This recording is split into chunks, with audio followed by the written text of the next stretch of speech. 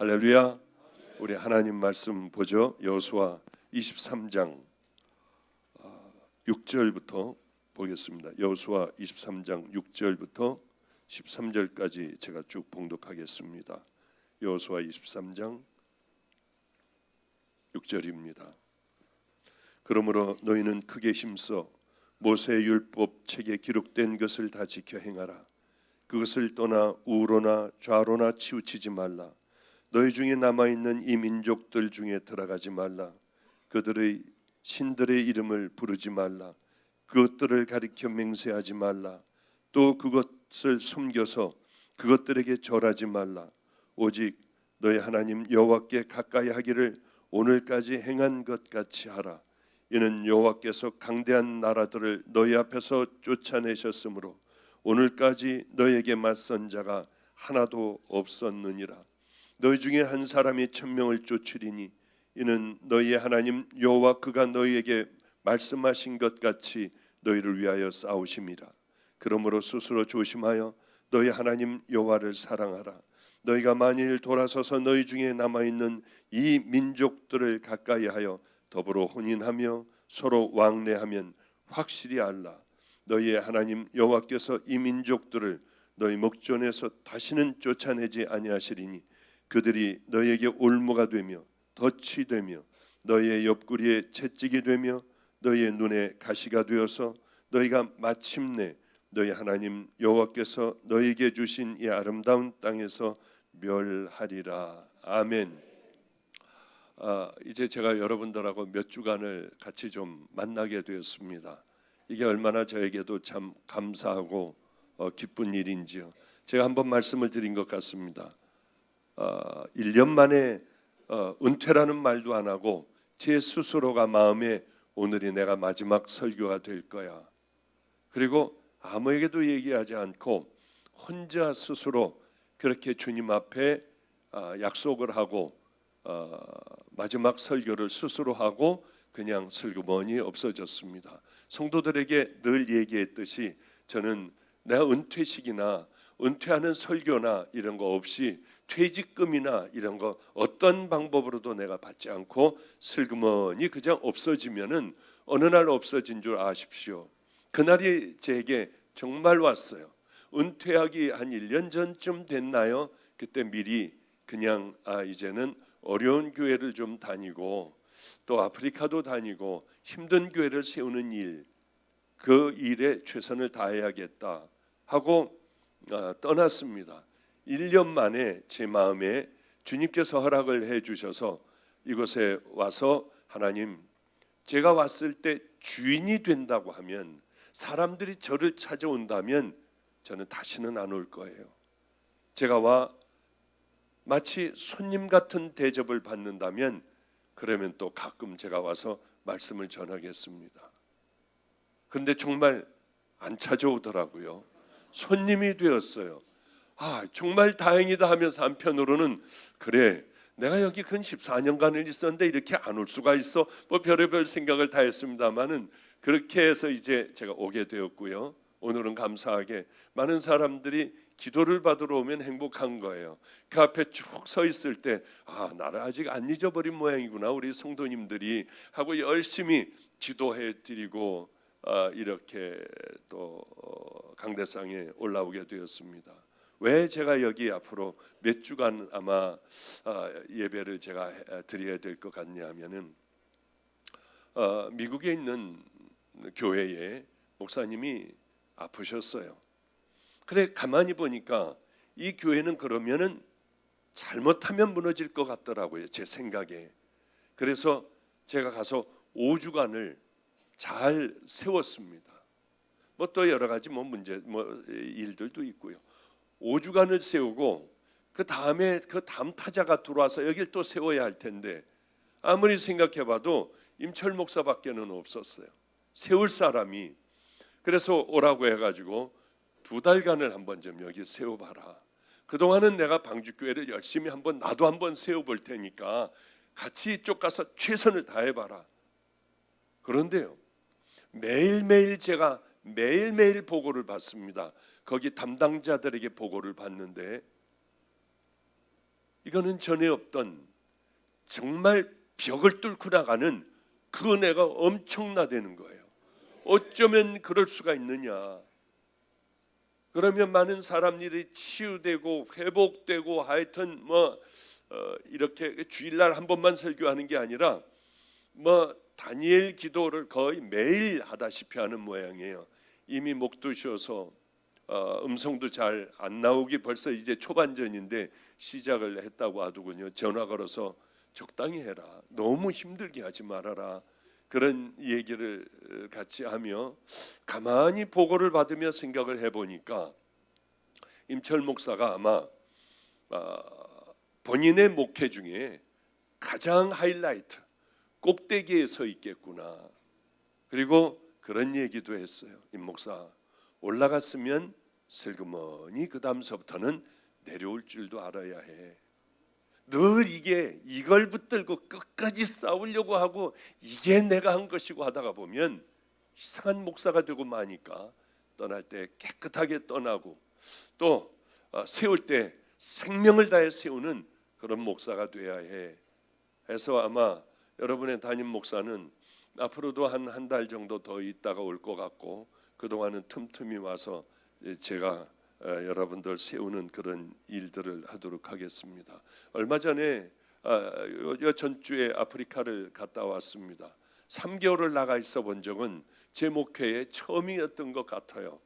그런데 할 수밖에 없는 그런 일들이 항상 어려운 곳마다 제가 가게 되었고, 특별히 아프리카 갔을 때에는 이 사막 쪽에는 비가 한 방울 내리지 않아서 다 죽어가고 있더라고요.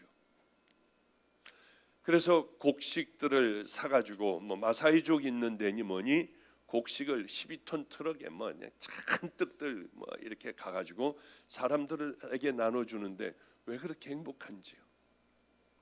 그 사람들의 집은 이렇게 기둥을 세우고 비닐 같은 거 이렇게 주워다 갖다 붙인 집에서들 다 사는 거예요. 뭐가 있겠습니까? 들어가 양식을 나눠주고 아픈 사람들을 기도해주고 왜 그렇게 행복한지요. 이렇게 많은 분들, 저 뒤에도 잔뜩 서 있고 서 있으면서 설교를 듣는 이것보다도 가난하고 병든 사람들, 이 양식이 없으면 죽는 사람들, 종자 씨앗까지 이미 다 먹어버린 사람들, 이분들과 함께 나누고 같이 예배를 드리고 기도를 해주고 저 오지에서 아무도 알아주지 않지만 자식들과 함께 오지에서 무슬림들 그 무서운 데서 그렇게 사역하는 이런 선교사들이 보이더라고요. 저 있는 곳으로 모이더라고요. 그곳에서 같이 있으며 기도해주고 예배 드려주고 다시 힘을 얻어 사역지로 보내는 그 일들이 왜 그렇게 행복했는지 모릅니다. 몸은 굉장히 힘들어요. 저희 사역지는 선교사 딱 한 분 계십니다. 그리고 우리는 선교사들이 없어요. 그곳에서 지내는 날들이 꿈 같더라고요. 그런데 저희 사역지는 꽤 높습니다. 높기 때문에 저는 숨을 그렇게 쉬기가 어려웠어요. 숨 못 쉰다는 게 얼마나 고통스러운지요. 자다가도 벌떡 일어나 하고 이러다 죽는 거 아닌가. 다른 사람들은 다 괜찮은데 저는 그깟 2000m 정도 높이에서 왜 그렇게 힘들어할까. 약을 먹어가며 하여튼 그러면서 견디는 그 세월이었지만 아직도 이렇게 눈이 좀 부어있고 좀 제대로 아직 컨디션이 돌아오지 않았습니다마는 세상에 내가 이렇게 행복했던 때가 있을까? 그럼 목사의 행복한 때가 언젠가? 내가 필요한 곳에 가 열심히 섬기는 것, 정말 나를 필요한 곳에 복음을 전하고 기도해주고 양식을 나누는 것, 이렇게 행복할까? 그때 깨달았습니다. 많은 교인들이 모이고 어마어마한 교회에서 불같은 말씀을 전하고 하는 것보다 목사의 행복은 주님 원하시는 필요한 곳에, 그곳에 머무는 것이 가장 행복한 것이구나. 그래서 제가 이번에 1년에 한 번밖에는 안 가지만은 그래도 9월 달에 또 가기로 했습니다. 9월 달에 가서 이제는 11월까지 좀 있다가 대집회할 때나 와야겠다 하는 생각을 했어요. 사람에게 가장 중요한 게 뭔가, 성도에게 가장 중요한 게 뭔가, 오늘 그 얘기를 잠깐 좀 하려고 합니다. 죄송해요, 설교를 오래 할 수가 없어요. 왜냐하면 이거 끝나면은 필그림으로 가야 돼요. 거기서 또 12시 예배 또 드려야 하고, 그거 끝나면 마가의 다락방으로 또 가야 돼요. 가가지고 또 2시 반 예배하고. 따라오지 마세요. 똑같은 얘기할 테니까 와봐야 소용없어요. 재미도 없어요. 와가지고 2번 들으면 재미도 없지 않습니까? 제가 맨 마지막에 그런 설교를 했던 것 같아요. 제 설교는 늘 마찬가지였지만 유언적인 설교를 하라고 하면 나는 무슨 설교를 할까? 오늘이 이게 여러분들과 나와의 마지막이라고 하면 난 무슨 설교를 할까? 동일한 설교를 할 겁니다. 제 평생에 그렇게 설교를 해왔으니까요. 우리 할아버님은 유언이 여기에도 써 있지만은 유언이 사랑할 수 없는 거 사랑해라. 용서할 수 없는 거 해라. 변명하지 말아라. 가장 천하고 낮은 사람들과 살아라. 이건 우리는 너무나도 잘 알고 있어요. 주보에도 그렇게 막 써놓기도 했어요. 여러 곳에 여기저기에 써놔요. 백날 써놓으면 뭐합니까? 그것이 내 삶이 되지 않는다면 아무것도 아닌 거예요.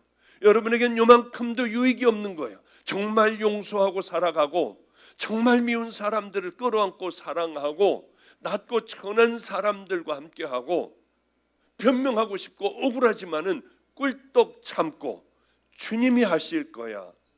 이 삶이 우리에게 얼마나 중요한지 모릅니다. 우리가 이렇게 살아가지 않기에 교회들은 여기까지 와버렸어요.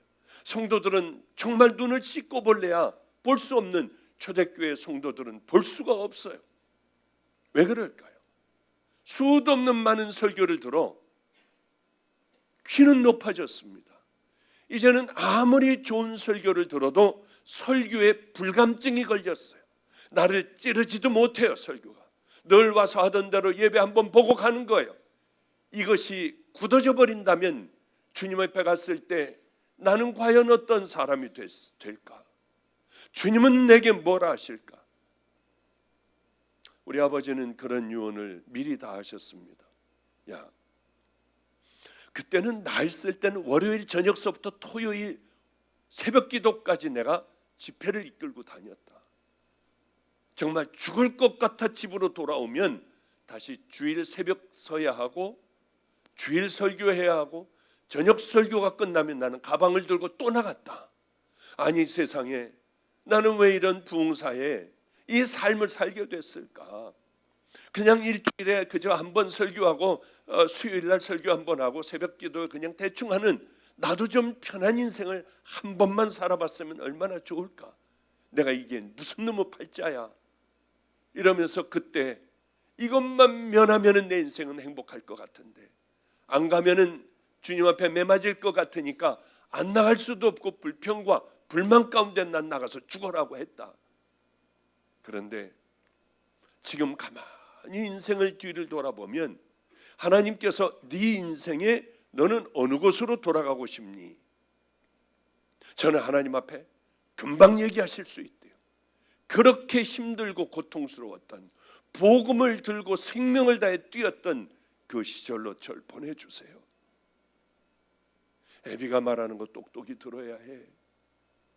너도 지금 힘들고 어려운 것 같지만 붙들고 쓰임받을 때가 목사에게 가장 행복한 때야.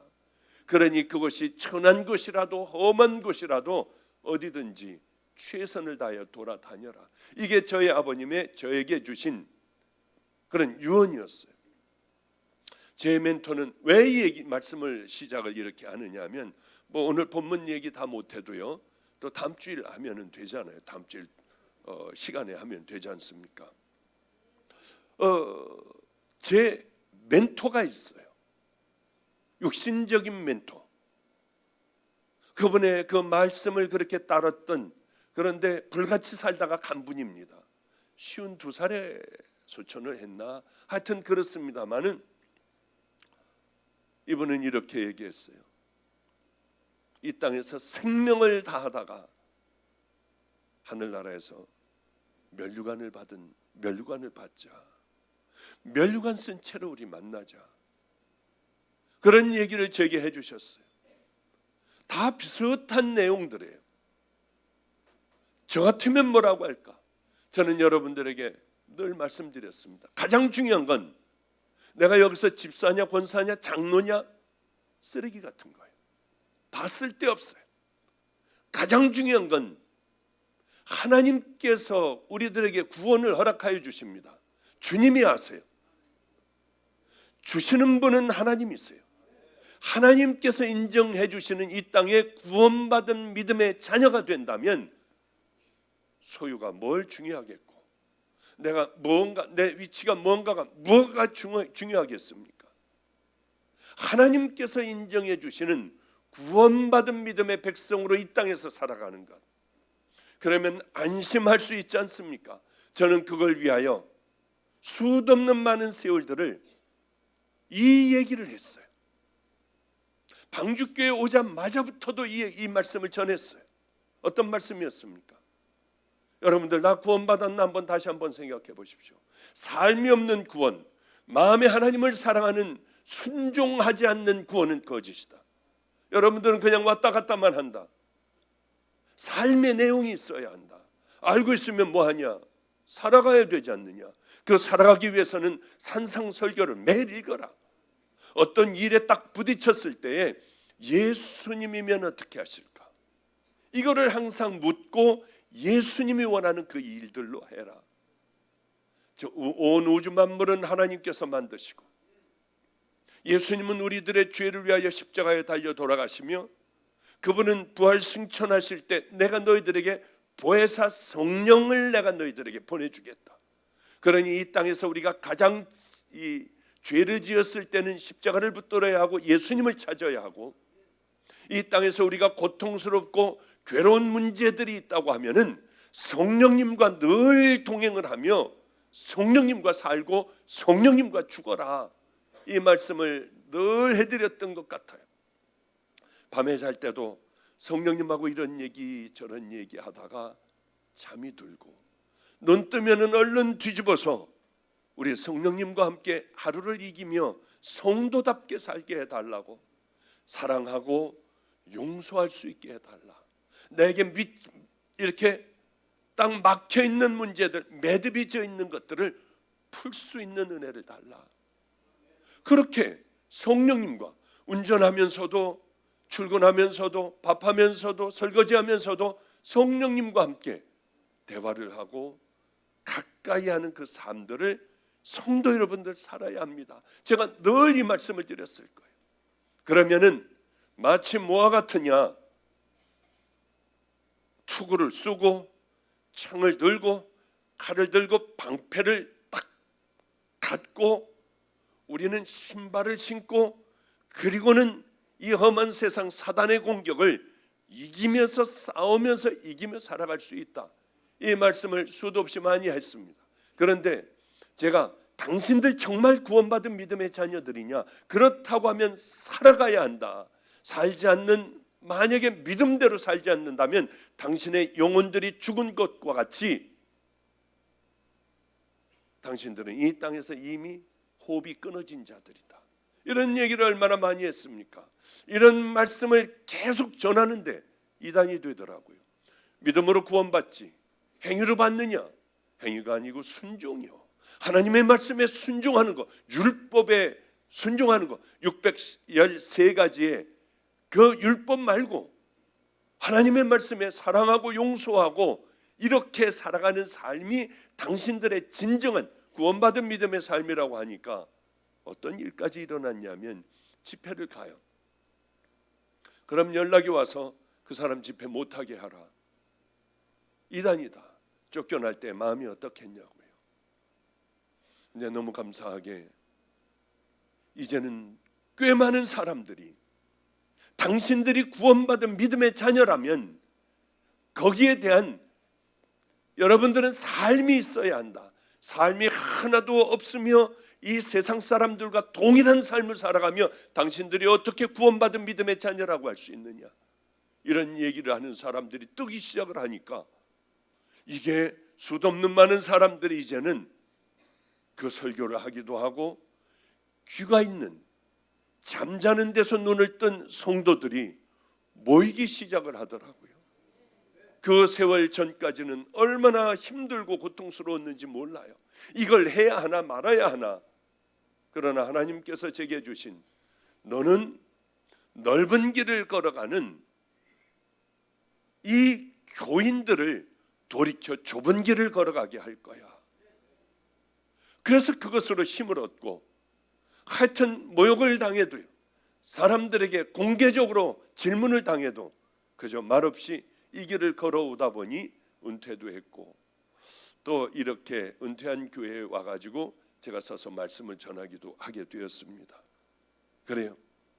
마지막 설교라고 하면 뭘 할까?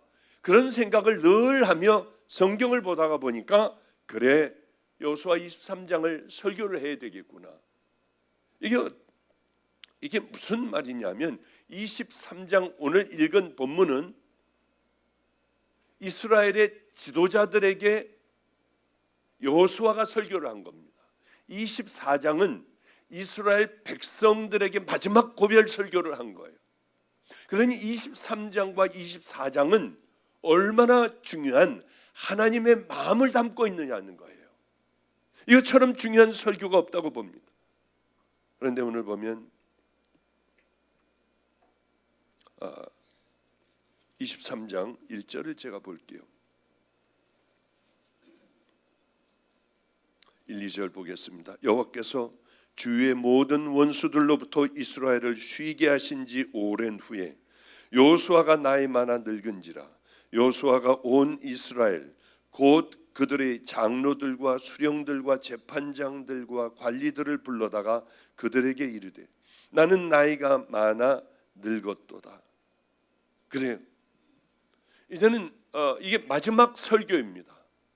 아마 여호수아가 한 110세, 120세 그 전후였을 거예요. 하여튼 100살 넘은 그런 나이였을 정도 됐을 때입니다. 율법책에 기록된 대로 다 지켜 너희들 행하라, 이 말씀을 하는 거예요. 그런데 한번 보면은요, 6절 보겠습니다. 그러므로 너희는 크게 힘써 모세의 율법책에 기록된 것을 다 지켜 행하라. 그것을 떠나 좌로나 우로나 좌로나 치우치지 말라. 크게 힘써야만 하나님의 말씀을 다 지켜 행할 수가 있어요. 크게 힘써야만. 여러분들 가만히 있는다고 하여, 저절로 여러분들이 이렇게 예배 드린다고 하여 저절로 여러분들이 다 하나님의 말씀을 지키며 좁은 길로 걸어가며 주님 품에 안길 수 있는 줄 압니까? 절대로 그렇지 않아요. 성경은 어디에도 그런 얘기가 없습니다. 하나님께서 주시는, 거저 주시는 은혜가 있어요. 예수님이 우리를 위하여 십자가에 달려 돌아가셨습니다. 그러나 그 다음에는 우리가 해야 될 것들이 있어요. 가만히 있는다고 하여 이렇게 악한 것과 놔두면은 우리는 저절로 악해져요. 저절로 죄악 가운데 있게 돼요. 세상에 물들게 됩니다. 가만히 있으면요, 크게 힘써 지킬 때 하나님의 말씀을 우리는 지킬 수 있어요.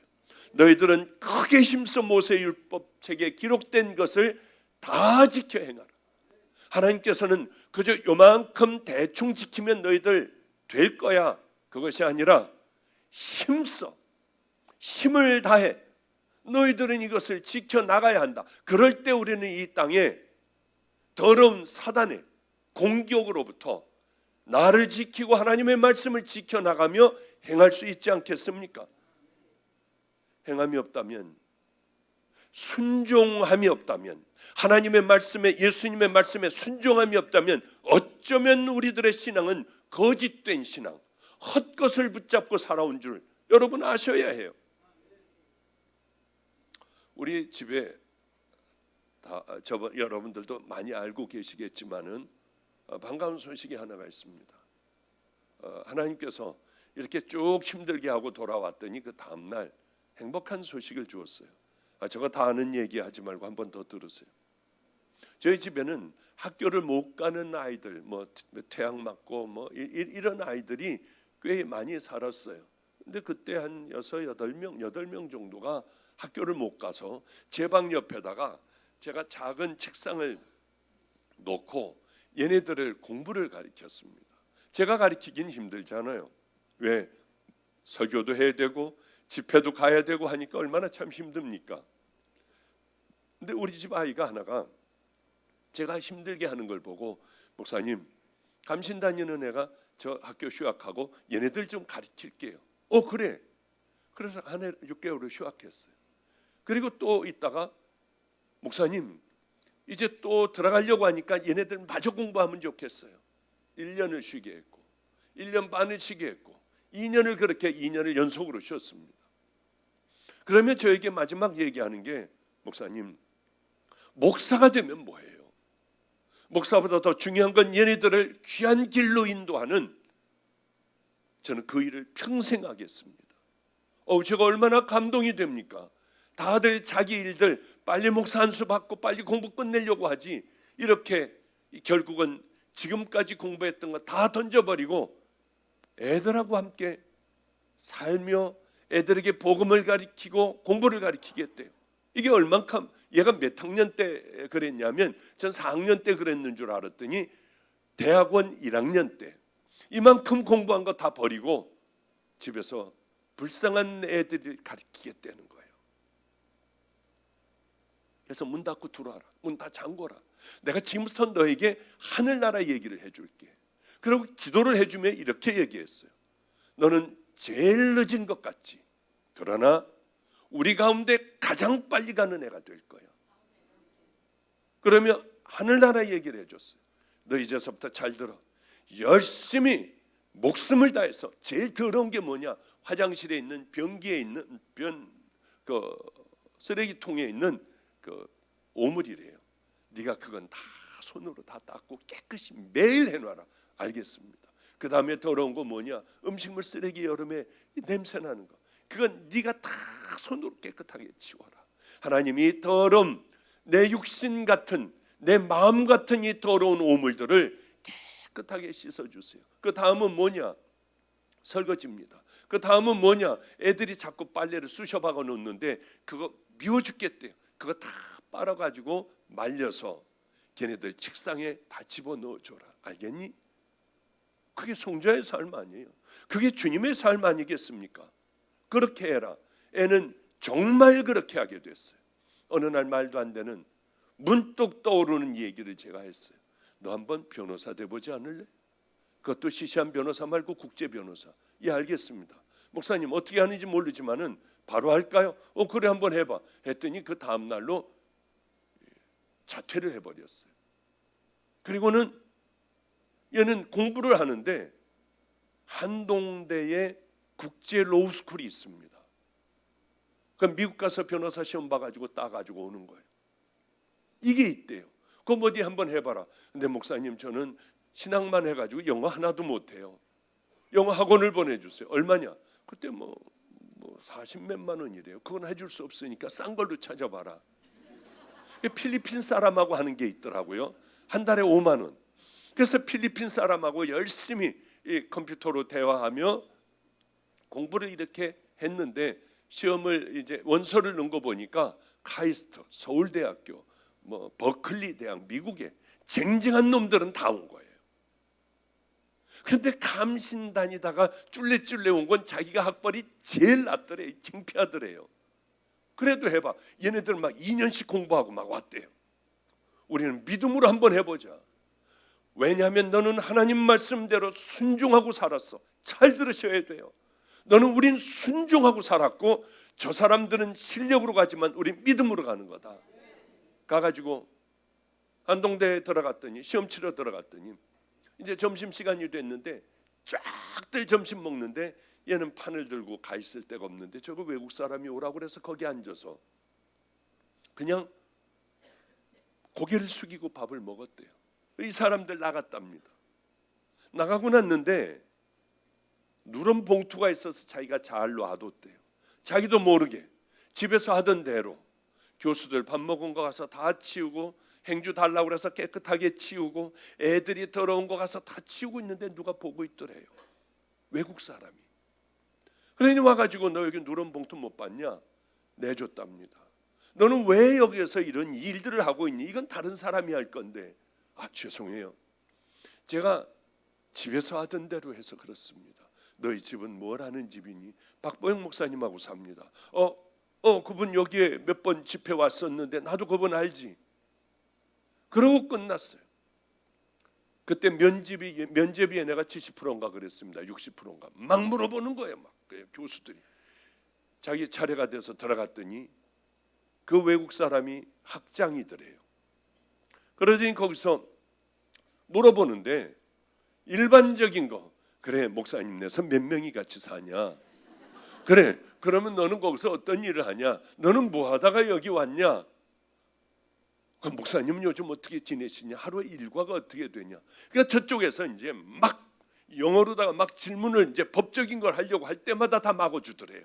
그러더니 얼른 나가라고 그러더랍니다. 그래서 그냥 쫓겨나듯이 나오는데 보니까 한동대에 그 교훈이 붙어 있는데 봉사 뭐 이런 것들 자 잊어버렸습니다만 협동 뭐 봉사 섬김 뭐 이런 거들하는 거예요. 그리고 목사님 틀려버렸어요. 법적인 건 하나도 묻지 않고 그냥 나가래요. 아마 감신 다녀서 그런 모양이에요. 아마 쫓겨났습니다. 어쨌든 간에 깜짝 놀랐어요. 쪽지가 그때서부터 2달 후인가 왔는데 같이 공부 한번 함께 해보지 않겠느냐. 놀랐어요. 들어갔는데 꼴찌하더라고요. 정말 얘는 들어가지 못하는데 꼴찌하더라고요. 하여튼 3년간 공부하며 하나님께서 주시는 지식으로 얘는 반 정도, 그 안에서 반 정도는 했습니다. 다 떨어진다고 했어요. 워싱턴주에 가서 시험을 봤어요. 기가 막혀서 혼났습니다. 제가 힘들게 3개월 동안 죽어라 하고 일하고 돌아온 그 다음 날 새벽 6시 하나님께서 기쁜 소식을 주셨어요. 얘가 세상에 국제 변호사가 된 거예요. 합격이 됐다고 연락이 왔더라고요. 그래서 이걸 영어를 같이 해석을 해봐도 분명히 합격한 거예요. 얼마나 좋은지 길길이 뛰도록 좋더군요. 다른 것 때문에 우리 집에 변호사 하나가 생겼다는 것 때문에 기뻐하는 것이 아니라 하나님께서 약속을 지켜주셨구나.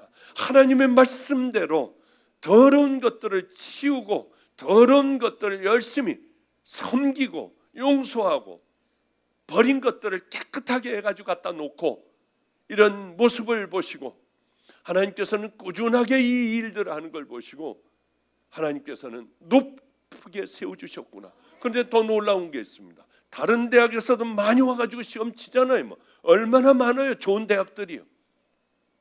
성적을 보여주는데 보니까 붙은 점수보다 20점이라고 하면 우리가 상상할 수 없는 점수예요.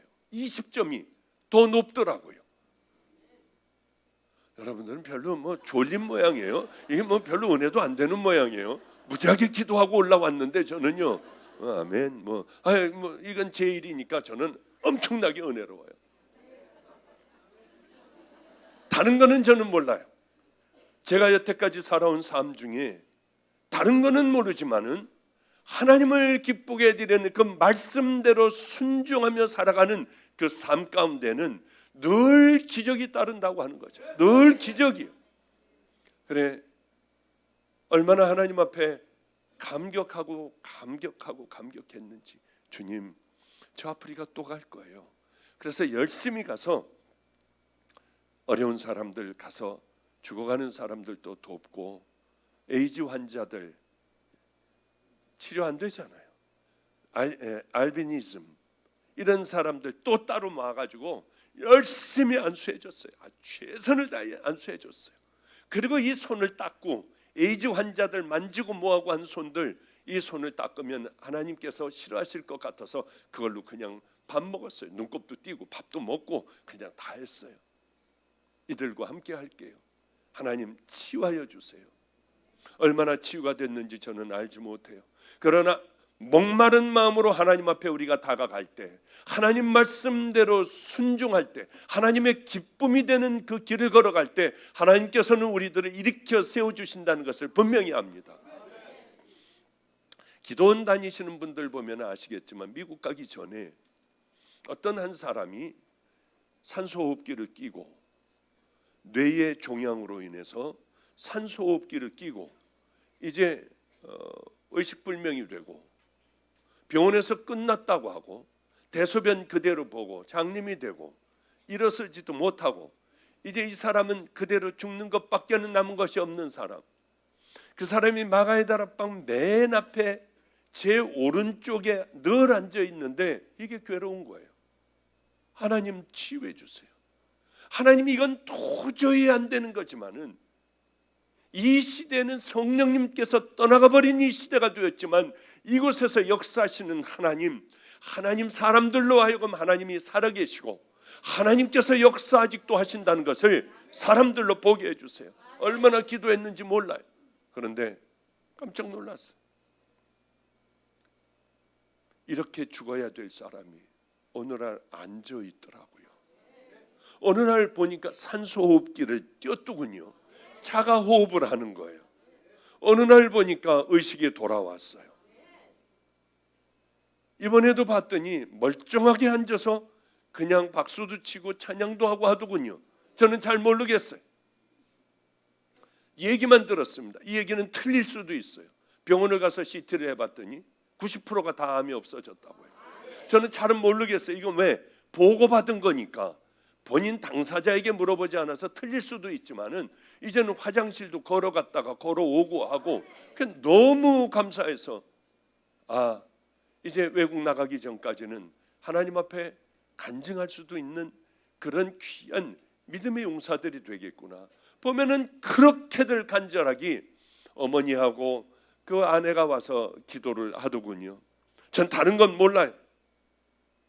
하나님의 말씀대로 순종해라.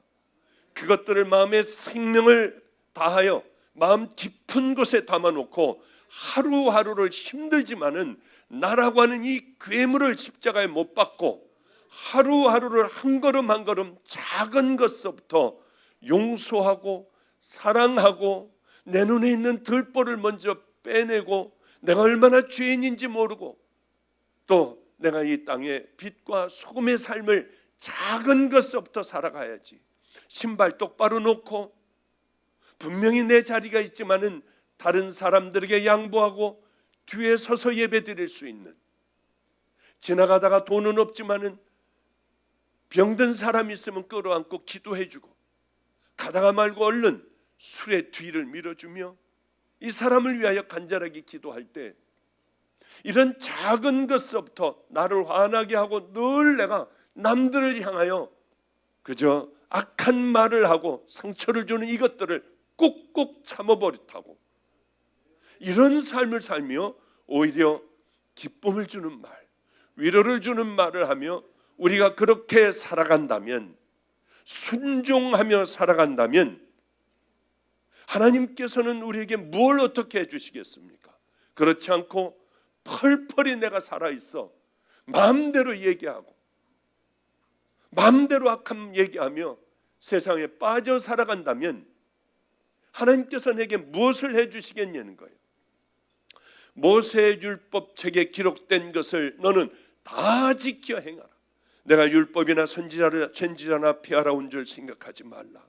폐하려 온 것이 아니요 완전케 하려 함이로다.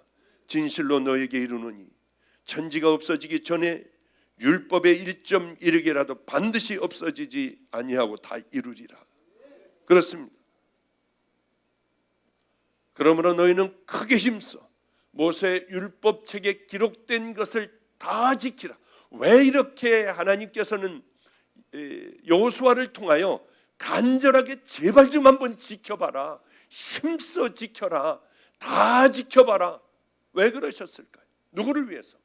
하나님 이스라엘 백성들의 축복을 위해서. 그러면 내가 내 모든 인생을 책임져 줄게. 어느 날 히스기야 왕이 덜컥 죽을 병에 걸렸습니다. 너는 못 살리라, 살지 못한다. 선지자에게 이 얘기를 듣자마자 벽을 향해 두 손을 들고 히스기야는 이렇게 기도했어요. 하나님, 다른 것은 보지 마시고 내가 하나님 앞에 선하게 행한 것을 기억하여 주옵소서.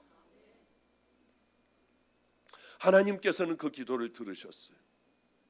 그리고는 생명을 연장해 주셨습니다. 15년을 연장해 주신 것에 의미가 있는 게 아니에요. 15년 그까짓 거 살다 보면 또 금방 끝나잖아요. 그것에 의미가 있는 것이 아니라 하나님께서 내 간절한 기도를 들으신다는 것, 내가 하나님의 사람이라고 하는 것입니다. 많은 것들을 심어 놓으셔야 돼요. 자녀를 위하여, 자녀 때문에 얼마나 고통을 많이 당합니까? 그런데요, 내가 하나님 앞에 복받을 자녀들에게 이 복이 흘러갈 수 있는 선한 것들을 많이 심어 놓으시는 삶이 되어야 해요. 돈으로 하는 것도 물론 그렇지만 그것보다 더 귀한 것은 나를 십자가에 못 박고 율법을 이루기 위해서 크게 힘써 나를 십자가에 못 박으며 그 말씀대로 작은 것부터 하나하나 살아가는 그 삶이 얼마나 귀하고 아름답냐는 거예요. 그러므로 너희는 크게 힘써 모세의 율법에 기록된 것을 다 지켜 행하라. 그것을 떠나 좌로나 우로나 치우치지 말라. 말씀에 치우칠 필요 없어요. 내가 오늘 깨달은 것 있으면은 그대로 행하는 거예요. 오늘 깨달은 것이 없이 그럼 난 뭘 순종을 해야 돼? 마태복음 5, 6, 7장을 순종을 해보세요. 그리고 사탄이 좋아할 건가 하나님께서 좋아하실 건가 가만히 생각하고 하나님께서 기뻐하실 것이라면 그것을 향하여 달려가는 믿음의 용사들 되기를 주님의 이름으로 축복합니다. 이 말씀 하나만 하고 저 말씀 끝내도록 할게요. 이번에 갔는데 선교사들, 힘들게 일하는 선교사들이 다 모였어요. 그 중에 한 선교사, 곧 여기도 한번 세우려고 합니다. 이원철 선교사가 모얄레라고 하는 아주 험한 곳에 들어가서 일을 해요. 무슬림 천지예요. 그런 데서도 교회를 만드는 거예요. 어떤 사람이 이번에 교회를 하나를 만들려고 땅을 하나를 내놨습니다. 무슬림 지역이에요. 무슬림들이 경고했어요. 빨리 교회 만드는 것 다시 네 땅으로 가져가라. 이 사람은 순종을 안 했습니다. 그래도 교회를 만들어 주십시오. 무슬림에서 예수를 믿게 된 사람이에요. 그러자 경고를 했는데도 듣지 않으니 어느 날 행방불명이 됐습니다. 봤더니 죽은 시체로 발견이 됐어요. 이것은 생명을 다하는 곳이에요.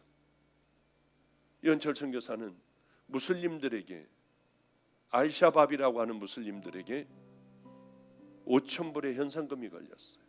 그러면 이제 이건 죽은 거나 마찬가지입니다. 5,000불이면 어마어마한 거예요. 500만 원이라고 해도요 엄청난 거예요. 이게 죽이려고 환장들을 해도 당당하게 들어가요. 이렇게 운전하는데 총이 위에서 쐈는지 일로 해가지고요 이 옆구리로 지나갔어요. 하나님께서 보호해 주신대요. 차에 이런 구멍이 나 있어요. 총자국들이 나 있어요. 왜 두려워하지 않느냐? 이번에 다들 있는데 제가 물어봤습니다. 왜 두려워하지 않느냐 했더니 이 얘기를 하는데 우리 다 소리질러 울었어요. 뭐라고 하느냐 하면, 목사님, 발에 때만도 못한 우리 더러운 죄인 아니에요. 그런데 그분께서는, 온 우주 만물을 만드신 하나님께서는 가장 아끼시는 독생자를 우리에게 주셨어요.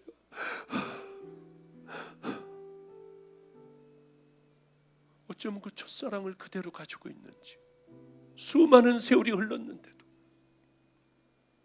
그러며 울더라고요. 다 울었어요. 우리 그분이 얘기하니 박 목사도 눈물이 안 날 수가 없더라고요. 얼른 기도했어요. 저분이 가지고 하나님을 향한 저 첫사랑, 저도 한때 하나님을 사랑하여 그렇게 생명을 다해 울던, 주님 하나님 얘기만 하면, 독생자 얘기만 하면 펑펑 울던 그 첫사랑을 저에게도 회복시켜 주세요. 이원철 선교사의 작은 것 부스럭이라도 제 마음에 넣어주셔서 마지막에 가장 아름답게 하나님의 복음을 전하고 갈 수 있게 해주세요.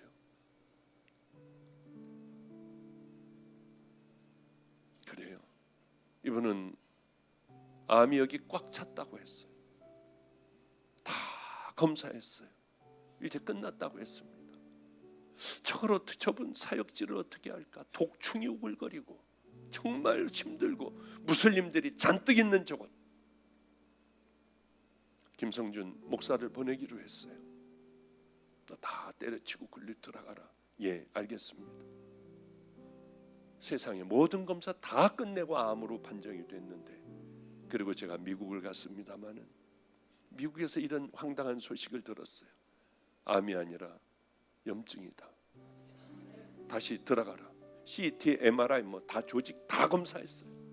그랬을 때 그런 결과가 나왔는데, 아니 이게 무슨 일인지 주님은 다시 살게 하셨더라고요. 그런데 이번에 와서 얘기를 하더군요. 친한 친구가 있대요. 어려서 자기가 전도를 해서 장로가 됐대. 7명을 자기 친구를 데려와서 했는데 다 장로가 되고 제일 친한 친구가 지금 암으로 죽어간다고 하더래요. 혼수 상태라고. 그래서 얼른 비행기를 타고 바로 얼마 전에 한 3주 전에 한국에 와가지고 그 친구를 붙들고 이원철 선교사님 왔어요 했더니 혼수 상태고, 누가 물어도 어떤 반응에도 대답하다던 그가 번쩍 눈을 뜨더래요. 바로 죽었지만, 소천했지만 번쩍 눈을 뜨더래요. 그래서 그 친구의 귀에다 대고 자기가 이렇게 얘기했대요. 친구야, 나는 생명이 5년 남았어. 내 생명의 2년 반을 친구가 가져가. 지금 그 기도를 반드시 해야 돼. 그래서 아프리카에 죽이는데, 들어가면 죽이는데 담대하게 우리 그곳에 두려워하지 않고 2년 반 동안 책임져 주실 주님을 향하여 생명을 다하여 그 믿음의 길을 걸어가자. 친구야, 빨리 지금 그 기도를 해. 주님 들어주셔. 빨리 해. 그 친구는 그 기도를 안 한 것 같대요. 왜냐하면 그렇게 세상을 떠났으니까. 그 얘기를 저에게 해주더라고요. 세상에 얼마나 하나님을 사랑할까, 하나님 나라를 어쩌면 겁없이 저렇게 그리워할까. 밤이고 낮이고 무슬림들 지역에 들어가 예수가 그리스도라고 전해요. 성경 공부를 해요. 저분의 삶이 얼마나 부러운지요. 오늘도 내내 그 생각을 했어요. 밤낮이 바뀌어서 잘 잠이 안 오거든요. 그분은 평신도예요. 이원철 선교사를 평생 따라다닐까? 그분을 따라다니면 나도 그 영향을 받지 않을까? 저는 숨기고 싶지 않아요. 제 감정을요. 그러면 얼마나 좋을까 하는 생각을 했습니다. 우리들의 가장 큰 소망은 하나님이 기뻐하시는 그 길 걸어가는 것이지, 이 땅에서 크고 화려한 것 아니잖아요. 우리 방주교회 교인들 믿음의 길 같이 걸어가시는, 제가 한번 앞서 갈게요. 우리 임철 목사도 앞으로 갈 거예요. 강태훈 목사도 앞으로 달려갈 거예요. 권순호 목사도 그렇고요. 우리가 맨 앞으로 끌고 갈 테니 여러분 뒤에서 기도하며 함께 주님의 길을 향하여 달려가는 믿음의 용사들, 아프리카도 계속 좀 여러분들과 함께 다니는 여러분의 사역지가 되시길 주님의 이름으로 축복합니다. 우리 기도하겠습니다. 거룩하신 우리 하나님, 우리를 붙들어 주소서. 하나님, 우리는 아무래도 잘못 살아온 것 같습니다. 그러나 좌절하지 않을 것은 이제 돌이키게 하여 주시고, 이제 하나님 용서받을 자들에게 가서 무릎을 꿇게 하여 주시고, 미운 자들을 끌어안게 하여 주소서. 우리들의 이 남은 삶이 이 땅에 먹고 사는 것으로 바쁘고 모으는 것으로 바쁘지 않게 하여 주시고, 하나님 나라를 향하여 작은 마음이라도 붙들고 우리 주님 앞에 엎드려 기도할 수 있는, 사랑할 수 있고 용서할 수 있는 귀한 성도들 다 되게 하여 주시옵소서. 예수님 이름으로 기도드렸습니다. 아멘. 우리